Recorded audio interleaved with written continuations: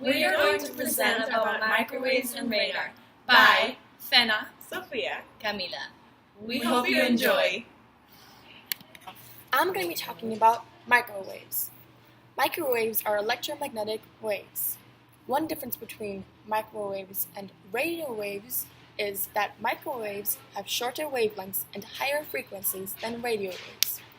They can be used for cellular phone communication and radar.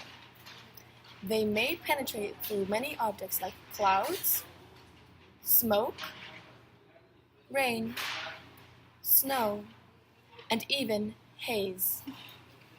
In the electromagnetic spectrum, they fall in between radio waves and infrared rays. Radar. What does it stand for? Well, radar stands for radio, detection, and ranging. Well, what are some interesting facts about the radar so you can understand a little bit more about it? Well, the radar uses reflected microwaves to detect objects and measure their distance and speed. Time it takes for reflected microwaves to return to starting point is used to calculate the object's distance that the reflected microwaves are reflected of.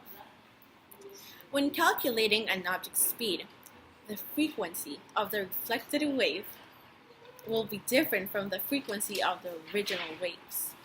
As the object is moving, the difference in the frequency is used to calculate speed.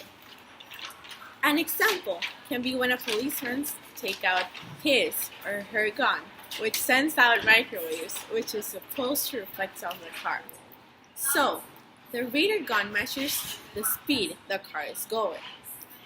There are many examples of how we use radar. For example, in airplanes, aircrafts, of course, the same thing, and even ships. So I hope you understand a little bit more about radars and enjoy this.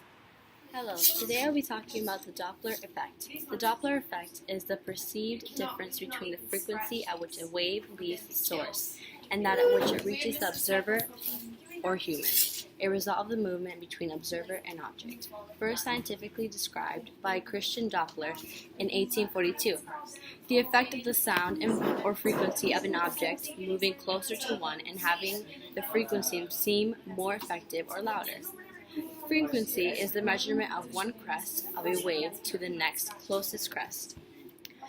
The frequency of the object, depending on its movement, will become smaller with each crest as the wave has to travel less distance to the observer the closer the object moves toward the observer.